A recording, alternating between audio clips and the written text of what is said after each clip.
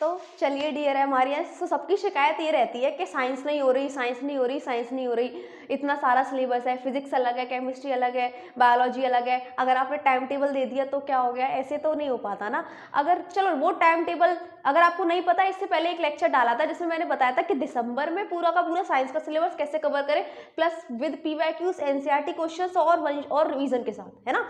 जो मैंने दिसंबर, तो आपने नहीं देखा तो उससे जाकर देख लो और उसका लिंक मैं डिस्क्रिप्शन में डाल दूंगी, ठीक है।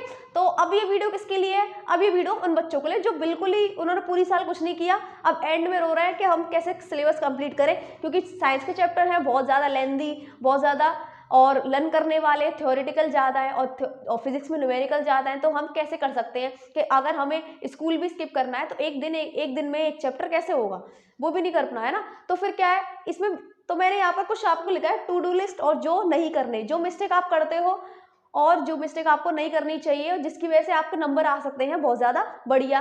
तो हम यहाँ पर वही एक्सप्लेन करने वाली हूँ मैं कि एक चैप्टर को और अच्छे से कैसे करें। अगर आप स्कूल नहीं जाते तो आपको आप स्कूल तो सभी लोग जाते हैं, तब भी अगर आपको स्कूल नहीं जाते है ना, तो फिर आप 2 चैप्टर को कैसे कर सकते हैं एक दिन में, या फिर जब आप स्कूल जाते हैं तो स्कूल के साथ साथ आप कैसे अपना साइंस का सिलेबस कंप्लीट कर सकते हो। तो सबसे पहले स्टार्ट करते हैं जो चीज़ आपको करनी है। तो पहली, वॉच वन शॉट वीडियो। अब क्योंकि आपको पता है कि आपने पूरी साल तो कुछ नहीं किया है ना, तो आपको क्या करना है, वन शॉट वीडियो देखनी है। वन शॉट वीडियो बहुत ज़्यादा बेस्ट होती है, उसमें सारा का सारा सिलेबस एक ही बार में कंप्लीट करवा दिया जाता है, पूरा का पूरा चैप्टर। तो अब आप ये तो पॉसिबल नहीं है ना कि हर टॉपिक का आप हर वीडियो अलग से देखें, कि ऑक्सीडेशन का वीडियो अलग से देखें, रिडक्शन का वीडियो अलग से देखें, है ना। तो आपको क्या करना है, जाना है वन शॉट देखना है। वीडियो यूट्यूब पे पहले से बहुत अच्छे अच्छे वन शॉट पड़े हैं, अगर आप कमेंट करोगे तो मैं भी आपका लिए अच्छे अच्छे सारे चैप्टर के वन शॉट डाल देंगे, है ना। तो इसलिए आपको क्या करना है, वॉच वन शॉट। अब वन शॉट के साथ साथ पैरेलल मिस्टेक आप क्या करने वाले हो, डोंट मेक नोट्स। तो इसमें क्या है, हाँ, डोंट मेक नोट्स। तो यानी कि अब मैं यहाँ पर आपको बोल रही हूँ कि नोट्स आपको नहीं बनाने, क्या नहीं करने, नोट्स आपको नहीं बनाने। अरे ये क्या बोल रही हो दीदी आप, नोट्स नहीं बनाने, फिर कैसे काम चलेगा। अरे मैं बता रही हूँ ना, इसका ऑल्टरनेट तरीका क्या है, क्योंकि टाइम नहीं है हमारे पास, एक दिन में एक चैप्टर कंप्लीट करना है। तो आपको क्या करना है, आपको उठानी अपनी एनसीईआरटी बुक या फिर कोई भी रेफरेंस बुक हो, वो आपको क्या कर लेनी है, उठा लेनी है। रेफरेंस बुक उठाने से क्या होगा कि जब आप वन शॉट देखोगे ना, तो आपको क्या उसमें डेफिनेशंस दिखेंगी। तो डेफिनेशंस ऑलमोस्ट क्या होती है, सेम होती है। जैसे मान लो आप चैप्टर कर रहे हो केमिकल रिएक्शन एंड इक्वेशन, और डेफिनेशन आई उसमें केमिकल रिएक्शन की, तो आपको केमिकल रिएक्शन की डेफिनेशन नोट्स कॉपी ला के नोट्स के लिए केमिकल रिएक्शन की इक्वेशन लिखने की जरूरत नहीं है। आपको क्या करना है, अपनी रेफरेंस बुक या फिर एनसीईआरटी बुक उठानी है और केमिकल रिएक्शन की एक हाइलाइटर लेना, या फिर पेंसिल लेना, उससे क्या कर लेना, हाईलाइट कर लेना पूरी केमिकल रिएक्शन की डेफिनेशन को। इससे क्या हो जाएगा कि आपको पता चल जाएगा कि हाँ ये वाली डेफिनेशन मुझे क्या करनी है, लर्न करनी है। फिर ऐसे केमिकल इक्वेशन आएगा तो उसकी डेफिनेशन आपको हाईलाइट कर लेनी है। और अगर एक्स्ट्रा पॉइंट होता है कभी के बार, जैसे केमिकल रिएक्शन क्यों होती है, कैसे होती है, तो वो पॉइंट्स आपको बुक में मिल जाएंगे, लेकिन उस टाइम देखना तो पॉसिबल नहीं है। तो आप क्या कर सकते हो, तो वहीं पर आप क्या कर सकते हो, फ्लैश कार्ड लगाकर, या फिर आप क्या करते हो, स्टिकी नोट्स चिपकाकर उसमें पॉइंट लिख के वहीं पे वहीं स्टिक कर दोगे, तो ये आपको हो जाएगा, नोट्स बन जाएंगे आपके, है ना। कोई भी टॉपिक हो, जैसे आप मान लो इलेक्ट्रिसिटी है, इलेक्ट्रिसिटी में आपने पोटेंशियल डिफरेंस पढ़ लिया, उसकी डेफिनेशन वहीं की वहीं हाईलाइट कर दी, और एक्स्ट्रा पॉइंट दे रखे हैं कि वोल्ट मीटर से नापते हैं, है ना, इसकी एसआई यूनिट ये होती है, वो होती है, ये होती है।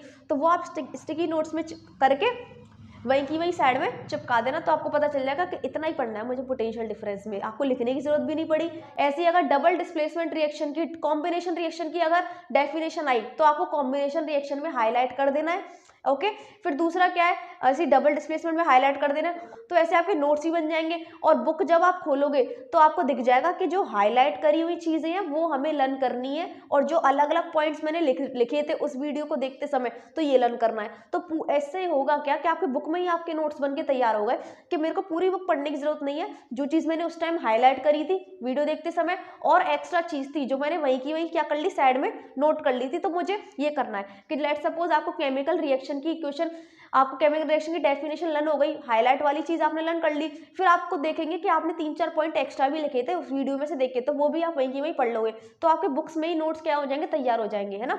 तो इस तरीके से आप कर सकते हो अगर आपको नोट्स बनाने का टाइम भी नहीं है। दूसरा क्या है, learn notes analysis. One shot देखने के बाद आपको स्टेप 2 ये करना है कि आपको नोट्स लर्न करने और एनालाइज करने हैं, क्योंकि आपको चैप्टर फिनिश करना है ना, तो आपको पढ़ना भी तो है। लर्न करने का तरीका क्या है कि आपको सिर्फ मगअप नहीं करना है, डोंट मगअप नहीं करना है कि बस ऐसे ही हाँ ठीक है नींद में याद है बस, हाँ ऐसे देखने से कुछ नहीं होता। आपको क्या करना है, अगर आपने चैप्टर उठाया है तो उसकी एक एक डेफिनेशंस को लर्न करो, उसकी हर एक रिएक्शन को एनालाइज करो, ठीक है।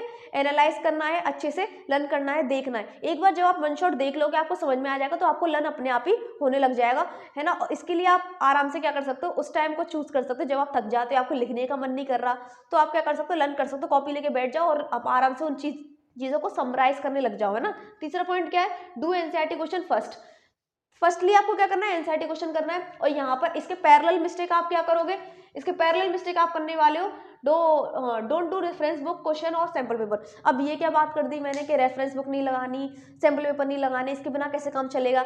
अरे आपने क्या किया, नोट्स कंप्लीट कर दिए, आपने क्या किया, नोट्स लर्न कर लिए। अब आपको क्या करना है, सबसे मोस्ट इंपॉर्टेंट थिंग कि आप एनसीईआरटी को स्किप कर देते हो, जो कि बहुत ज़्यादा इंपॉर्टेंट है। उसके क्वेश्चन हर साल इतनी बार रिपीट होते हैं, बहुत ज़्यादा, इतनी बार। अगर आप मेरे पीवाईक्यूज की वीडियोस देखोगे तो उसमें बहुत ज़्यादा most of the question NCERT के ही हैं, ओके।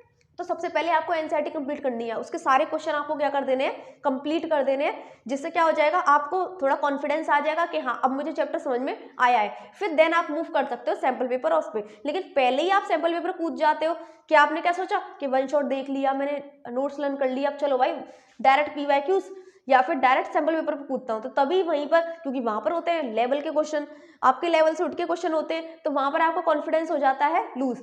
तो इस वजह से कॉन्फिडेंस को बढ़ाने के लिए, ताकि आप पढ़ाई को सस्टेन कर पाओ, ज़्यादा देर तक पढ़ाई कर पाओ, क्योंकि एक बार मन हट जाता है तो फिर पढ़ाई नहीं कर पाते, तो इसलिए छोटी चीज़ों से स्टार्ट करो, एनसीईआरटी बुक से स्टार्ट करो, जिसमें क्या होगा, आपको कॉन्फिडेंस आएगा कि हाँ कि समझ में आ रहा है मुझे, मैं और अच्छा कर सकता हूँ, और अच्छा कर सकता हूँ, तब आप सैम्पल पेपर या फिर रेफरेंस बुक पे मूव करो। तो एनसीईआरटी क्वेश्चन स्किप नहीं करने, ओके।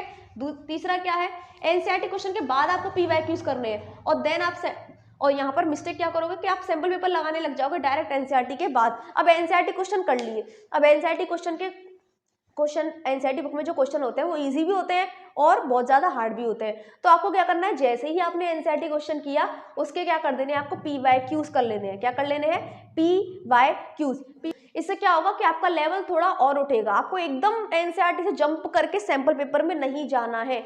आपको क्या करना है, सिंपली एनसीईआरटी कर लिया आपने, फिर आप क्या कर सकते हो, पीवाईक्यूज पे जाओ, पीवाईक्यूज का लेवल थोड़ा एनसीईआरटी से थोड़ा हाई होगा और एनसीईआरटी से छोटा लेवल थोड़ा कम भी हो सकता है। देन फिर आप मूव करना कि कैसे आप सैम्पल पेपर में जा सकते हो, ठीक है।